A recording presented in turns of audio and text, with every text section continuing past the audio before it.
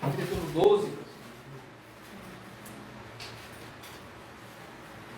Evangelho de Mateus, capítulo 12.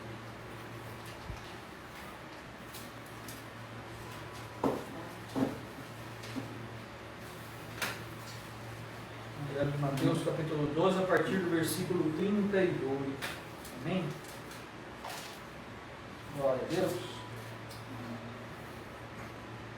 A palavra do Senhor diz assim: então alguns dos fariseus e mestres da lei lhe disseram: mestre, queremos ver um sinal milagroso feito por ti. E ele respondeu: uma geração perversa e adúltera pede um sinal milagroso? Mas nenhum sinal lhe será dado, exceto o sinal do profeta Jonas. Pois assim como Jonas esteve 3 dias e 3 noites no ventre de um grande peixe, assim o Filho do Homem ficará 3 dias e 3 noites no coração da terra. Os homens de Nínive se levantarão no juízo contra esta geração e a condenarão, pois eles se arrependeram com a pregação de Jonas. E agora está aqui alguém que é maior do que Jonas. Amém? Quero parar aqui no versículo 41. Amém? Glória a Deus. Peço que você feche seus olhos por mais um minuto. Pai querido, essa é a sua palavra. Deus, Senhor, mais uma vez me prostro diante de Ti. Peço que o Senhor possa me direcionar mais uma noite pelo Teu Espírito, Pai. Que toda palavra que o Senhor falou no meu coração possa transmitir, Senhor, à Tua igreja aquilo que nós precisamos ouvir, aquilo que o Senhor já bradou, já falou no meu coração, aquilo que o Senhor já me ensinou, mudou, Senhor, algumas coisas em mim, que o Senhor possa ir de encontro ao coração dos Seus filhos também, possa trazer mudança nessa noite, na nossa maneira de agir, na nossa maneira de pensar, a Tua palavra que é viva e eficaz, possa entrar e impactar cada coração, o Teu Espírito, Senhor, nos dê o Espírito nessa hora de sabedoria, de entendimento. E revela, Senhor, a palavra do Teu coração para nós. Fala aquilo que nós precisamos ouvir, não aquilo que queremos ouvir. Tens liberdade, Pai, para fluir em nome de Jesus.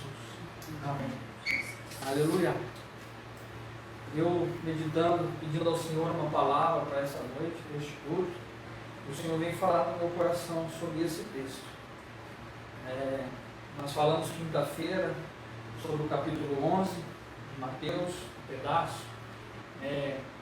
Temos uma passadinha ali nos sinais que o Senhor Jesus vinha fazendo, no diálogo entre João Batista, querendo saber acerca de Jesus, se ele era realmente aquele que haveria de vir, os sinais que estavam acompanhando Jesus.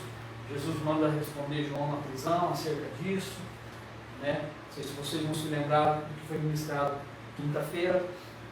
E ali no capítulo 11 fala também sobre as cidades que não se arrependem, onde os sinais foram feitos naquelas cidades, que haveria menos juízo, por exemplo, em Sodoma e Gomorra, do que em Tiro e Sidom, porque se eles tivessem visto os sinais que foram feitos em Tiro e Sidom por Jesus, há muito eles teriam se arrependido. E nós falamos sobre vir a Jesus e trazer o nosso fardo pesado e trocar com Ele pelo seu fardo leve, pelo seu jugo que é suave. Nós falamos sobre essa questão na quinta-feira, sobre vir a Jesus para Ele aliviar o cansado, o oprimido. Mas também nesse texto, no capítulo 11 e no capítulo 12, esse texto que lemos, ele vai nos direcionar muito sobre arrependimento. Você vai falar comigo assim, de novo, o pastor vai falar sobre arrependimento, E o Senhor tem colocado muito isso no meu coração. Falar sobre arrependimento, falar sobre mudança de vida, sobre caráter de Cristo, sobre realmente entregarmos a nossa vida para Ele e ter realmente uma mudança em resposta a tudo que Ele fez. E nessa noite não é diferente do que o Senhor veio ministrar no meu coração acerca deste texto. E você vai entender junto comigo algumas coisas aqui que vai nos fazer repensar seriamente sobre algumas coisas, sobre o estilo de vida que nós vamos levar. Amém? Eu quero que você preste muita atenção, que você se dedique nessa 1 hora, 40 minutos que nós vamos falar, em não perder nada. Anote, pegue um caderno, anote aquilo que nós vamos falar. O tema que o Senhor colocou no meu coração nessa noite, e você vai entender ao longo mais para o final o porquê deste tema. O tema da noite, anote aí, estamos sem desculpas. Você vai entender o porquê. Estamos sem desculpas. Nós lemos esse texto onde os fariseus eles pedem um sinal para Jesus e Jesus fala que esse sinal ele não vai dar. O único sinal que eles vão ter é o que foi feito pelo profeta Jonas. E você vê, se você for ler o contexto todo, né, do Novo Testamento, que vem dos Evangelhos, os fariseus sempre estavam caçando alguma coisa para acusar Jesus. Sinais eram feitos a todo o tempo. Até no capítulo 12, anterior a essa palavra, se você pegar a sua Bíblia e você for ler, você vai ver que Jesus, ele acaba de curar um mudo e cego. E os fariseus o acusam, falando que ele curou esse mudo e esse cego por Beelzebul, príncipe dos demônios. Fala assim, é por Beelzebul que ele cura. Se você for pegar e ler o texto no comecinho, ali você vai ver falando sobre isso. A acusação contra Jesus a partir do versículo 22, fala assim a palavra do Senhor: depois disso levaram um endemoniado que era cego e mudo, e Jesus o curou, de modo que ele pôde falar e ver. Todo o povo ficou atônito e disse: não será este o filho de Davi? Mas quando os fariseus ouviram isso, disseram: é somente por Beelzebul, o príncipe dos demônios, que ele expulsa demônios. Jesus, conhecendo o pensamento deles, já os repreende. E aqui fala um texto conhecido, quando fala que reino dividido não prospera, não subsiste. Como que expulsaria, expulsaria Satanás, demônios, um reino dividido não subsiste. Então assim, eles já vinham caçando algo para acusar Jesus. Eles pedem um sinal nesse sentido. Só que tem algo aqui que me chama a atenção nesse texto, e é o que nós vamos mergulhar hoje, entender o porquê nós estamos sem desculpas. Não vou relatar sobre acerca dos fariseus, não é isso que nós vamos focar hoje. É na resposta de Jesus. E é algo que eu quero do fundo do meu coração, que você saia daqui hoje, com essa mensagem no teu coração, fazendo você repensar sobre a sua conduta, sobre a sua maneira de viver. Amém? Versículo 39.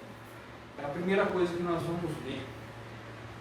Versículo 39, Jesus responde: uma geração perversa e adúltera pede um sinal milagroso, mas nenhum sinal lhe será dado, exceto o sinal do profeta Jonas. Pula comigo agora a sua Bíblia, o capítulo 16 do Evangelho de Mateus.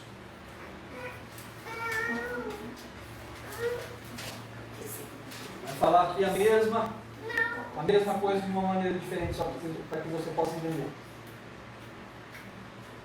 Os fariseus pedindo um sinal para Jesus.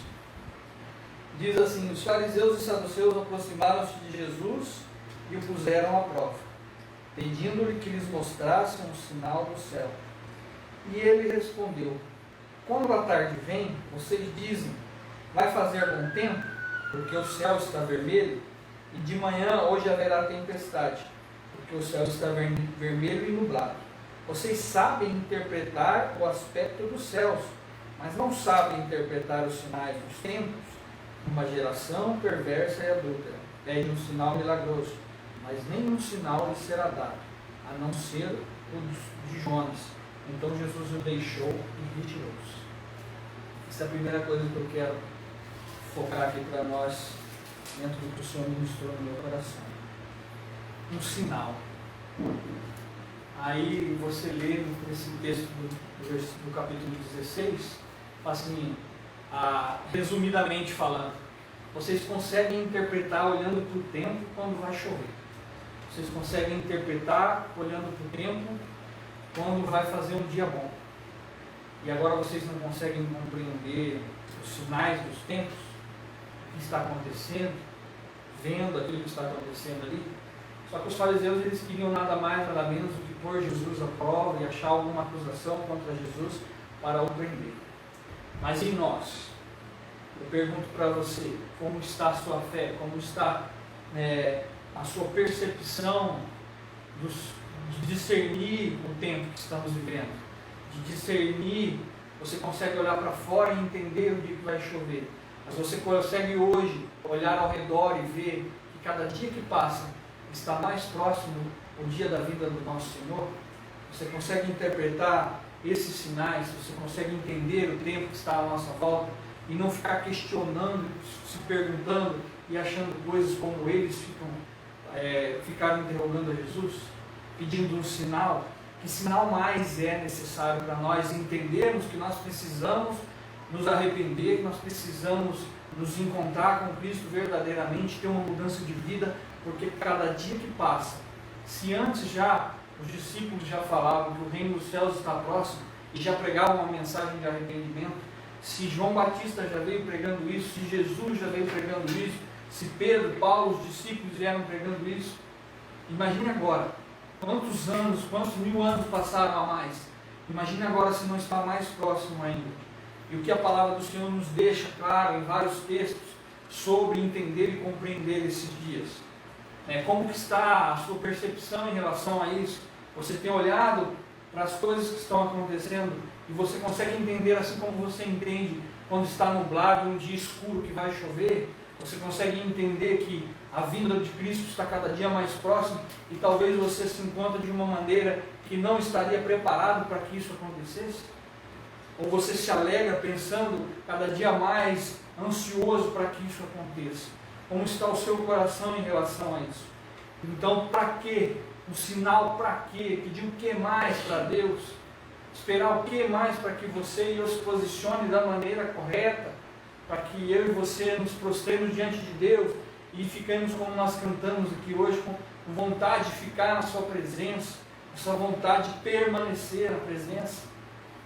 Porque os dias que estamos vivendo, como diz em Mateus 24:12, e por se multiplicar a maldade, o amor de muitos se esfriaria. O que a gente está vendo mais hoje, infelizmente, é isso. É o amor se esfriando daqueles que já conhecem, daqueles que conseguem entender os sinais, mas que não estão dando a mínima do que está acontecendo. É nítido cada dia mais que esse dia se aproxima. O dia do encontro se aproxima. E aí, como que nós estamos? Nós somos parte dessa porcentagem dos muitos que o amor se esfriará, que não estão dando a mínima para o seu relacionamento com Cristo, que ficam ali precisando de um encontro emocional todo dia com Jesus, para ser animado. Quando o Senhor se silencia, você se afasta. Como que está a sua conduta em relação a isso? Como que está a sua busca por Ele? Diante de tudo isso que é nítido hoje, a gente vê tudo que está acontecendo, o amor de muitos se esfriando, pragas acontecendo, você vê que o mal tem se unido, se juntado. E nós, como estamos em relação a isso? Será que estamos pedindo sinais do Senhor ainda? Para enxergar mais alguma coisa? Será que é necessário a gente ver mais alguma coisa? Mateus ainda no capítulo 24, se você quiser abrir a sua Bíblia lá comigo, para que você possa entender esses dias, só que para que faça mais sentido ainda para a gente avançar na mensagem, porque o Senhor quer falar no nosso coração de que nós estamos sem desculpas, só para que você continue refletindo sobre os dias, sobre discernir o tempo. Mateus ainda no capítulo 24, vai dizer assim, no versículo 37, vou ler do 36 para vocês. Mateus 24, 36. O dia e a hora são desconhecidos. Quanto o dia e a hora ninguém sabe, nem os anjos do céu, nem o Filho, senão o Pai. Como foi nos dias de Noé, assim também será na vinda do Filho do Homem. Pois nos dias anteriores ao dilúvio, o povo vivia comendo, bebendo, casando-se e dando-se em casamento, até o dia em que Noé entrou na arca, e eles nada perceberam, até que veio o dilúvio e levou a todos. Assim acontecerá na vinda do Filho do Homem. 2 homens estarão no campo, um será levado e outro deixado. 2 mulheres estarão no moinho, uma será levada e outra deixada. Portanto, vigiem, que vocês não sabem em que dia virá o Senhor. Nós precisamos compreender isso. Nós precisamos cada dia mais viver com esse entendimento de discernir o tempo que estamos vivendo. E viver aqui, preparados. Fala que será como nos dias de Noé, nós lemos. E aqui há algo muito interessante para nos alertar. Porque fala que o povo vivia bebendo, casando-se, dando-se em casamento, enquanto Noé estava ali fazendo a arca. Amém? E fala assim a palavra do Senhor: e Noé entrou na arca, e eles nada perceberam. Como que está a percepção? Você está percebendo o que está acontecendo?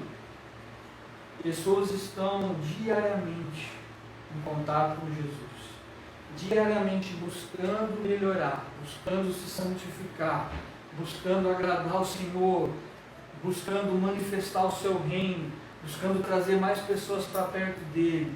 E você está ali talvez de braço cruzado, esperando, e assim como aconteceu naquele dia, eles nada perceberam. A sua percepção espiritual está com os olhos fechados. E a vinda do Senhor, a palavra fala que vai ser dessa maneira. A palavra também nos fala que o dia do Senhor vai ser como um ladrão. Ele vai pegar você desapercebido. Você vai estar assim como eles, que nada perceberam. Aí quando veio o dilúvio, levou tudo. Você vai estar assim, sem essa percepção. Quando talvez você olhar do lado: cadê minha esposa? Cadê o meu marido? Cadê a pessoa que está trabalhando comigo? Como que está a nossa percepção quanto a isso? Às vezes fica pedindo para que o Senhor mova, que o Senhor faça sinais. O que mais nós precisamos dele para nos posicionar de tal modo que esse dia, cada dia mais, está certo, próximo. Isso é certo de acontecer. Aprender a discernir o tempo da mesma maneira que nós olhamos para fora num dia que a gente sabe que vai chover e vê que o tempo está se fechando. E a gente consegue entender isso. Então que você e eu possamos prestar atenção nos dias que estamos vivendo.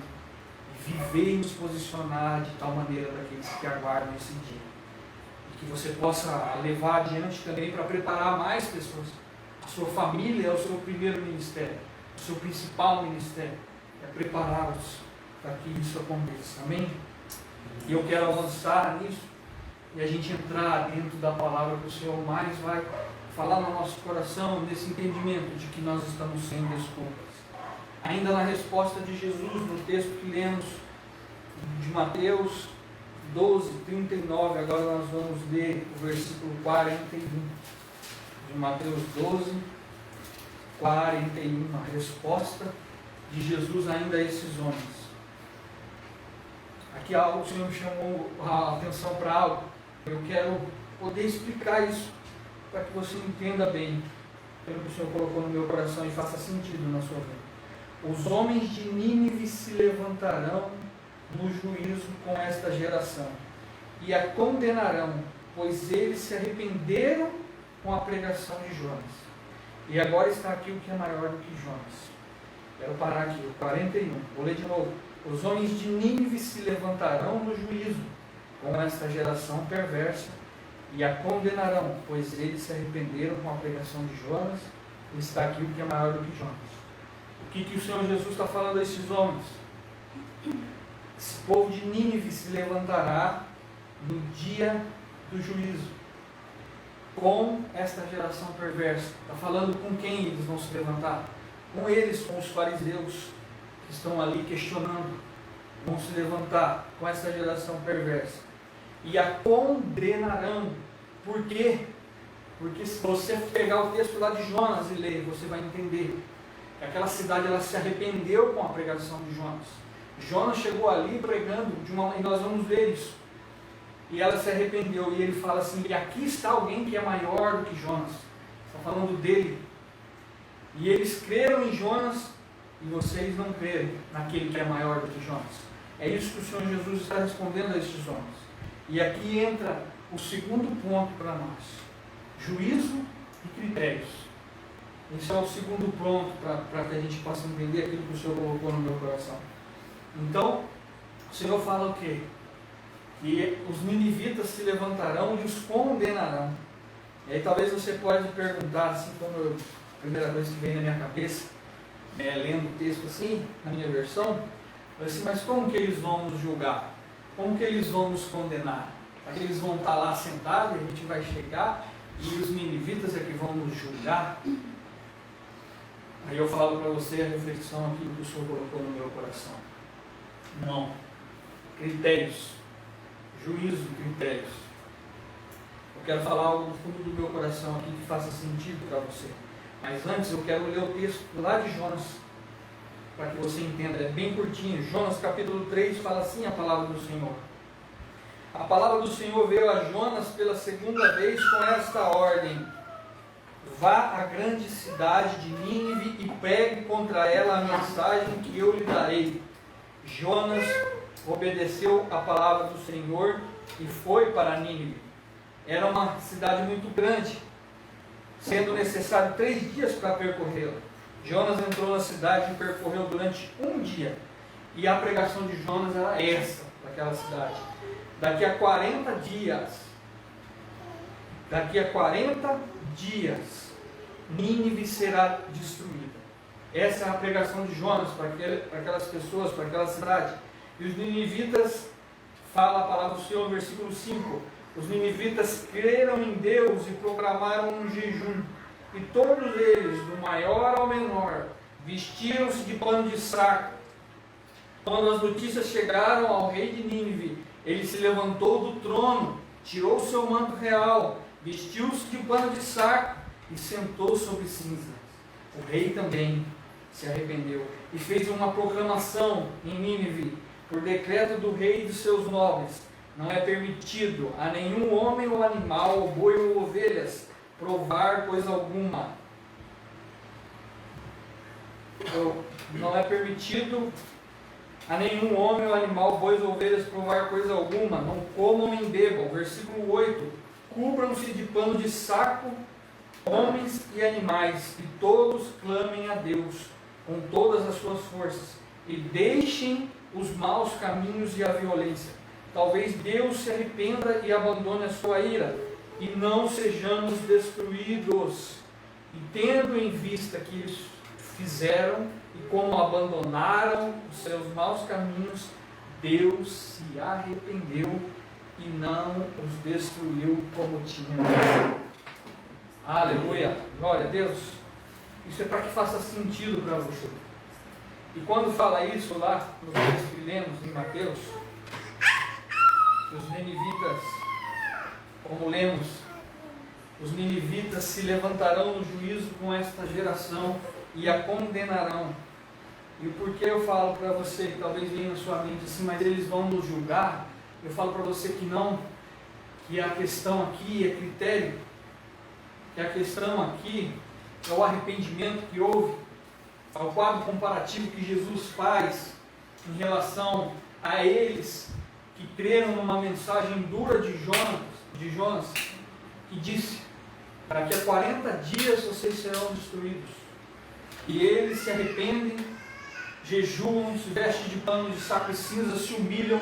O rei faz a mesma coisa, pronuncia um decreto para todos, até os animais, e fazem aquilo, e o Senhor se arrepende e não os destrói. Muda, muda a sentença, muda o destino diante da atitude deles. Agora eu pergunto para você, de todo o coração nessa hora, eu quero falar algo aqui que o Senhor colocou no meu coração. O que é esse tema? Nós estamos sem desculpas. Por que nós estamos sem desculpa?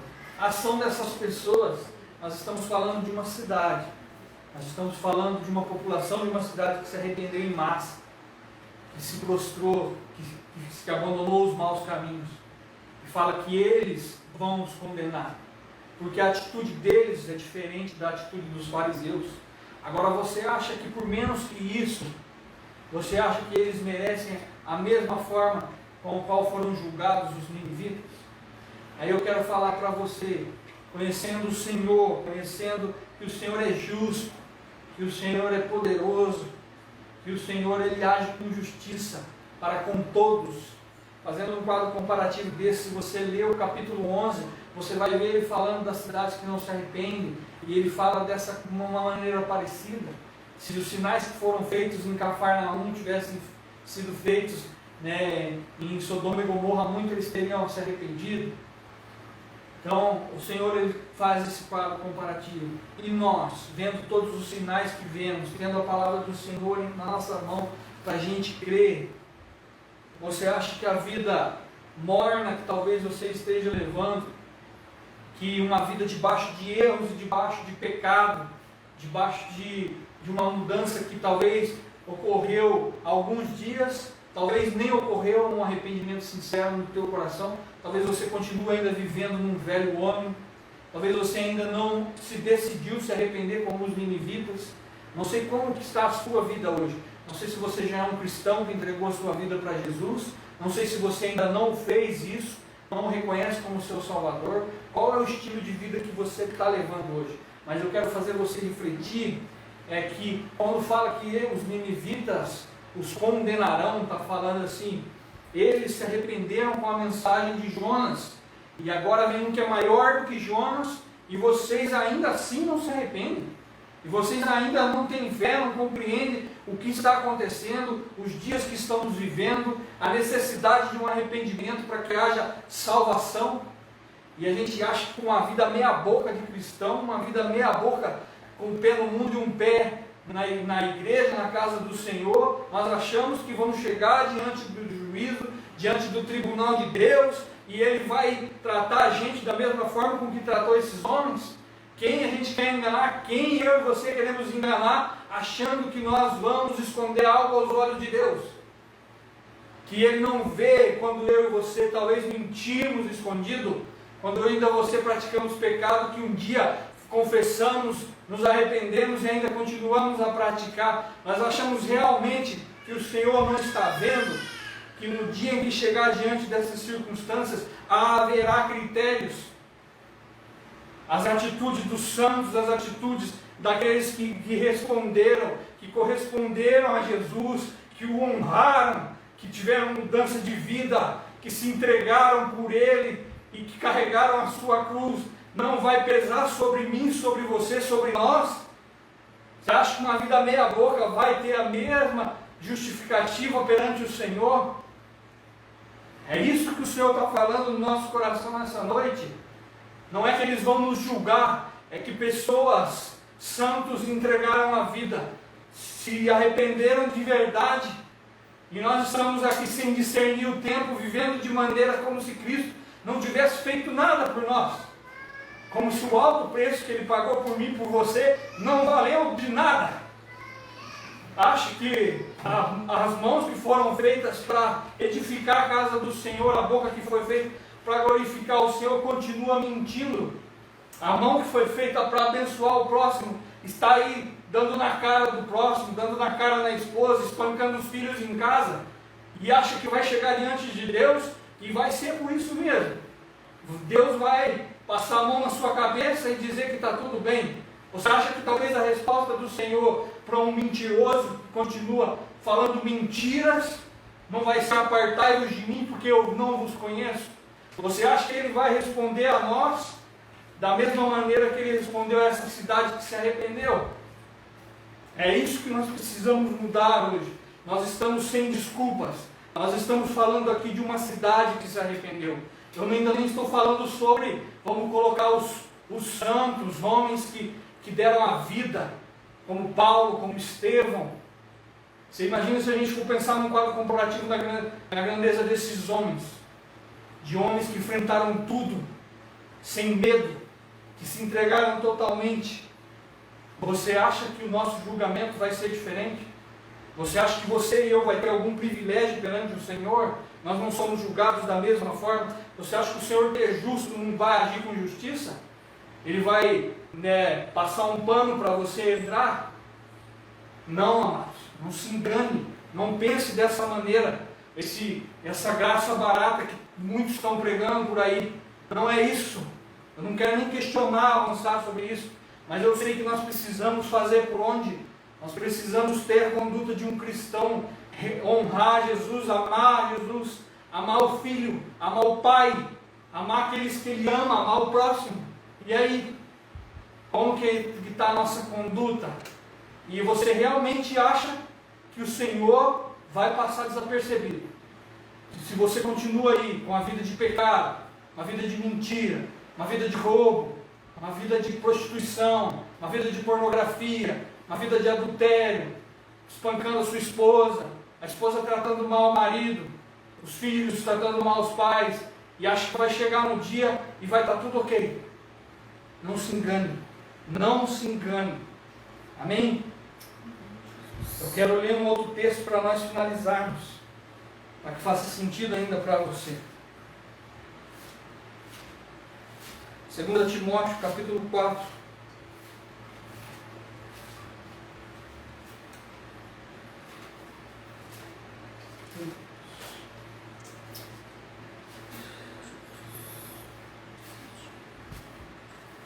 Timóteo, capítulo 4. Quando Paulo fala a Timóteo algo aqui. Um texto conhecido da palavra do Senhor. Só que eu quero chamar a tua atenção para o primeiro versículo. Antes eu vou dar uma passada só no que ele fala para Timóteo, para que você entenda. Mas o foco é no primeiro versículo. Preste atenção no primeiro versículo. Mas entenda o contexto. Nós vamos ler até o versículo 4. Na presença de Deus e de Cristo Jesus, que há de julgar os vivos e os mortos. Vou ler de novo. A presença de Deus e de Cristo Jesus, que há de julgar os vivos e os mortos por sua manifestação e por seu reino, eu os exorto solenemente. Pregue a palavra, esteja preparado a tempo e fora de tempo. Repreenda, corrija, exorte com toda paciência e doutrina. Pois virá o tempo em que não suportarão a sã doutrina. Ao contrário, sentindo coceira nos ouvidos, juntarão mestres para si mesmos, segundo os seus próprios desejos. Eles se recusarão a dar ouvidos à verdade, voltando-se para os mitos. Você, porém, seja moderado em tudo, suporte os sofrimentos e faça a obra de um evangelista. Cumpra plenamente o seu ministério. Vou ler até aqui o 5. Amém? Eu quero enfatizar algo que chegará este tempo. Aí eu pergunto a você, compreendendo o tempo que nós estamos vivendo, quando nós dissemos o amor de muitos se esfriou no começo, e aqui chegará o tempo que não suportarão a sã doutrina. E esse tempo você acha que não é nítido, visível, onde as pessoas estão escolhendo aquilo que elas querem ouvir, escolhendo as coisas que enchem o seu ego, não aquilo que vão levar elas à salvação, mas aquilo que elas querem preencher dentro do peito, dentro do coração, para se encher o próprio ego, para que aqueles que passem a mão na sua cabeça e falem que está tudo ok. Não está tudo ok, não está tudo ok. O versículo 1 fala: na presença de Deus e Cristo Jesus, que há de julgar vivos e mortos, por sua manifestação e por seu reino, eu exorto solenemente. Paulo falando para Timóteo, por Cristo Jesus, que há de julgar vivos e mortos, por sua manifestação e pelo seu reino, ele vai julgar, pela sua manifestação e pelo seu reino. O que os fariseus estavam questionando, pedindo a ele sinais, a manifestação que Jesus já vinha vindo fazendo, o que o Senhor já vem fazendo no nosso meio, e ele pedindo sinais para Jesus. Só que o intuito deles era para o acusarem, e por seu reino, vai te julgar por causa do seu reino.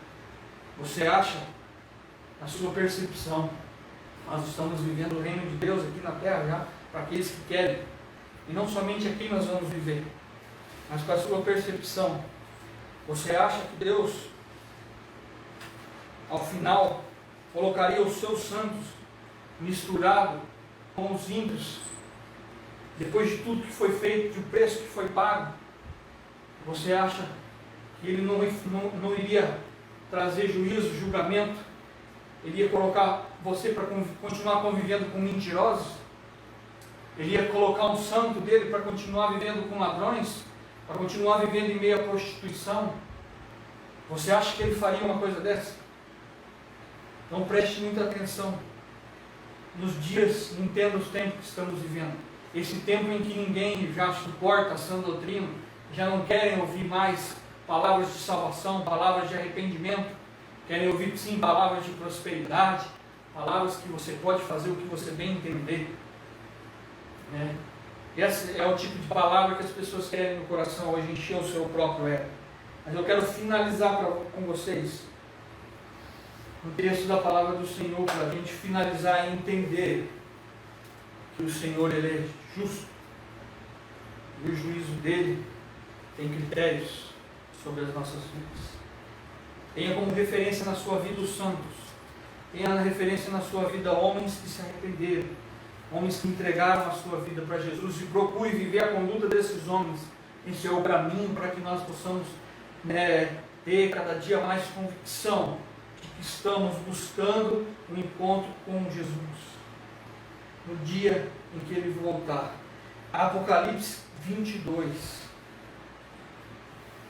Quando fala de Apocalipse, já chega trem. Apocalipse 22. Quero ler do versículo 7, para a gente finalizar. Aleluia. A palavra do Senhor diz assim: eis que venho em breve, feliz é aquele que guarda as palavras da profecia deste livro. Eu, João, sou aquele que ouviu e viu estas coisas. Tendo-as ouvido e visto, caí aos pés do anjo que me mostrou tudo aquilo para adorá-lo. Mas ele me disse: não faça isso. Sou servo como vocês, seus irmãos, os profetas, e como os que guardam as palavras deste livro. Adore a Deus. E então me disse: não cele as palavras da profecia deste livro, pois o tempo está próximo. Continue, preste atenção aqui, a partir do 11. Continue o injusto a praticar injustiça. Continue o imundo a praticar imundícia. Continue o justo a praticar justiça. E continue o santo a santificar-se. Eis que venho em breve, a minha recompensa está comigo, e eu retribuirei a cada um de acordo com o que fez. Vou ler de novo 12. Eis que venho em breve, a minha recompensa está comigo, eu retribuirei a cada um de acordo com o que fez. Eu sou o Alfa, o Ômega, o primeiro e o último, o princípio e o fim. Felizes os que lavam as suas vestes, e assim têm direito à árvore da vida, e podem entrar na cidade pelas portas. Podem entrar na cidade por onde? Pelas portas. Fora ficam, olha, preste atenção, fora ficam. Versículo 15, os cães, os que praticam a feitiçaria, os que cometem imoralidade sexual, os assassinos, os idólatras e todos os que amam e praticam a mentira. Esses ficam de fora. Eu, Jesus, enviei o meu anjo para dar a vocês este testemunho concernente às igrejas. Eu sou a raiz e o descendente de Davi, e a resplandecente estrela da manhã. O Espírito e a noiva dizem: vem. E todo aquele que ouvir, diga: vem. Quem tiver sede, venha. E quem quiser, beba de graça da água da vida. Aleluia. Aleluia. Precisa que eu explique esse texto para nós? Precisa falar mais alguma coisa? Mas entendemos que em breve Ele virá. Eis que vem em breve, e a minha recompensa está comigo. Eu retribuirei a cada um de acordo com o que fez. E aqui ele fala que aqueles que felizes são os que se vestem, que se lavam suas vestes, e que assim tem direito à árvore da vida e pode entrar pela cidade pelas portas. Mas ele também diz aqui aqueles que ficarão de fora. E aí eu te falo, você realmente consegue compreender que nós estamos sem desculpas? Você consegue compreender que diante da atitude dos santos, diante da atitude daqueles que se arrependeram, diante daqueles que estão lavando as suas vestes, e nós, diante da palavra do Senhor, que nós vamos receber conforme cada um de nós temos feito. Você compreende que nós estamos sem desculpas? Você compreende que no dia que você chegar diante do Pai, você não vai ter como se desculpar, você não vai ter como falar, porque os santos e pessoas colocaram critérios, pessoas fizeram de tudo, e você acha que você vai ser julgado de igual maneira? Aqui dá uma direção para nós, os que vão entrar e os que vão ficar de fora. Uma vida dupla, sem chance para nós. Então decida hoje, mais uma vez, aceite esse apelo na sua vida. Se você está levando uma vida dupla, se você ainda não se decidiu por se arrepender e entregar os seus caminhos ao Senhor, você tem mais uma oportunidade hoje de o fazer. Faça isso, entregue a sua vida a Jesus, ore a Ele, confesse os seus pecados, se arrependa de todo o teu coração, como essa cidade fez, como os ninivitas fizeram. Creiam naquele que é maior do que Jonas, creia naqueles que estão hoje fazendo isso, pregando o Evangelho. Creiam nessa mensagem de arrependimento e sejam salvos. Entreguem a vida a Jesus, para que você possa viver e você possa entender que você não é um ser finito. Você foi criado para viver eternamente com Ele. Então, pense nisso, compreenda os tempos que estamos vivendo e leve a sério a mensagem do Evangelho da salvação. Essa é a mensagem do teu coração nessa noite. Pense nisso, que nada te tire o foco desse encontro. Até o dia que acontecer isso para mim ou para você. Que você possa lutar com todas as suas forças. Amém?